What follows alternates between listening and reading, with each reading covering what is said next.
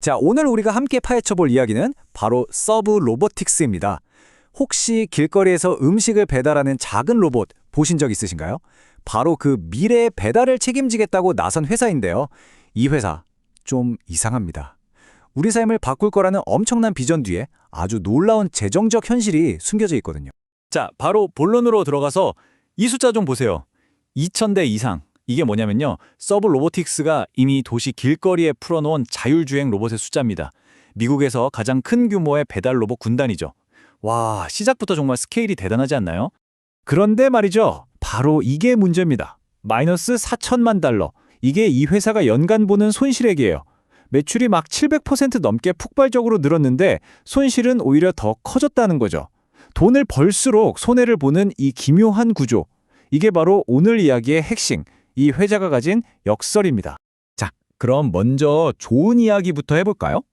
도대체 왜 이렇게 손실이 큰데도 투자자들이 이 회사에 열광하는지, 그 긍정적인 측면, 즉, 이 회사가 그리는 미래의 비전부터 한번 뜯어보겠습니다. 서버 로보틱스의 가장 큰 무기는 뭐니 해도 바로 이 기술력입니다. 얘네 로봇들이요, SA 레벨 4 수준의 자율주행을 한대요. 이게 무슨 말이냐면 사람이 거의 개입 안 해도 복잡한 도시를 알아서 다닐 수 있다는 거예요. 그래서 그런지 배송 성공률이 99.8%입니다. 거의 실패가 없다는 거죠. 게다가 최신 로봇에는 엔비디아 같은 최고급 부품을 넣어서 성능은 확 올리고 신기하게도 만드는 비용은 또 낮췄다고 합니다. 거기다 핵심 기술을 가진 다른 회사까지 사들이면서 기술 격차를 계속 벌리고 있는 거죠. 물론 기술만 좋다고 다 되는 건 아니잖아요. 근데 서브는 이름만 들어도 아는 거대 기업들, 바로 도어대시랑 우버이츠와 손을 잡았습니다. 이건 그냥 우리같이 일해요 수준이 아니에요. 이 기술 진짜 쓸만하다고 업계 최고들이 보증도장을 찍어준 거나 마찬가지인 거죠. 앞으로 사업을 확장하는데 전부 다 엄청난 힘이 될 겁니다. 자, 그럼 이 시장이 얼마나 크냐?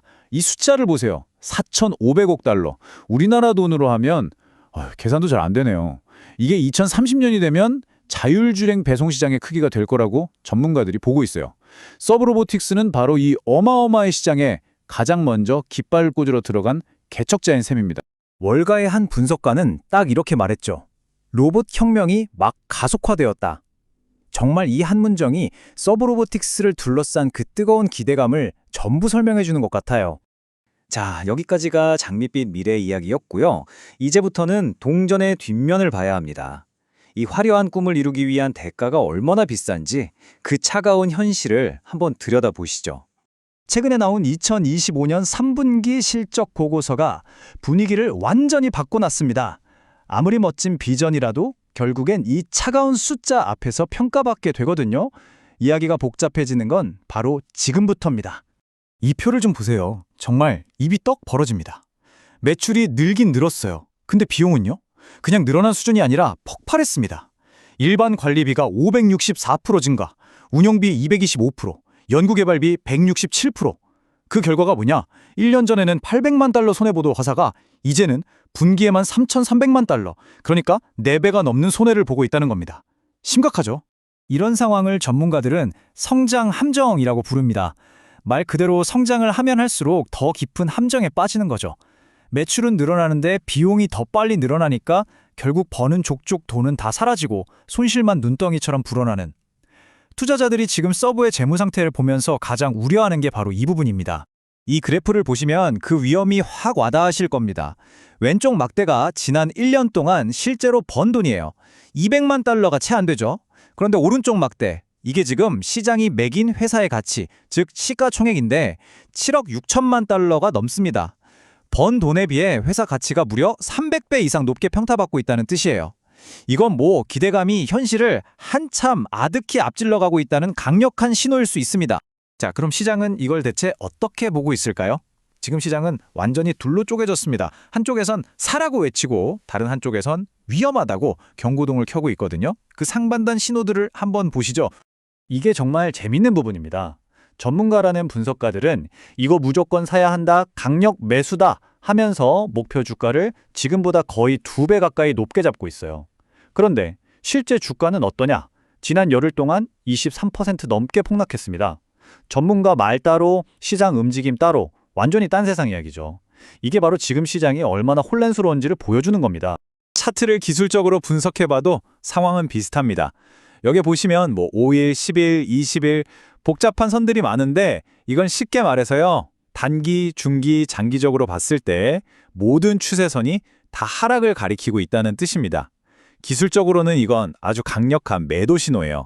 자, 그럼 결론을 내릴 시간입니다. 이 모든 걸 종합해봤을 때 이렇게 좋은 점과 나쁜 점이 극명하게 갈리는 상황에서 투자자인 우리는 과연 어떤 선택을 해야 할까요? 핵심은 여러분이 얼마나 길게 보고 투자하느냐에 따라 전략이 완전히 달라진다는 겁니다. 세 가지 관점이 있어요. 먼저 한 달 이내에 단기로 본다면 지금 하락세가 너무 강해서 좀 조심스럽게 비관적으로 보는 게 맞습니다. 그럼 한 서너 달 정도 중기로 본다면 다음 실적 발표를 기다리면서 중립기어를 박아야죠. 손실을 줄이는지 꼭 확인해야 합니다. 마지막으로 1년 이상 아주 길게 본다면 이건 이제 자율배송의 미래라는 대박의 꿈에 올라타는 정말 고위험, 고수익의 베팅이 되는 겁니다. 앞으로 이 회사의 운명은 딱 이 네 가지 질문에 대한 답에 달려 있다고 보시면 됩니다. 체크리스트 같은 거죠. 첫째, 다음 실적 발표 때 돈 쓰는 속도를 줄였는가? 둘째, 로봇 한 대가 배달 한 번 할 때마다 돈을 벌기 시작했는가? 셋째, 법이나 규제가 이 회사를 도와줄 것인가, 발목을 잡을 것인가? 마지막으로 경쟁자들을 물리치고 1등 자리를 지킬 수 있는가? 이 질문들에 대한 답이 긍정론과 비관론 둘 중 하나의 손을 들어주게 될 겁니다. 결국 이 질문 하나로 귀결됩니다. 서브로보틱스, 과연 천재들이 그리는 거대한 미래일까요? 아니면 그저 자신의 야망의 무게를 이기지 못하고 무너져 내릴 모래 위의 성일까요? 그 판단은 이제 이걸 보고 계신 여러분 각자의 몫입니다.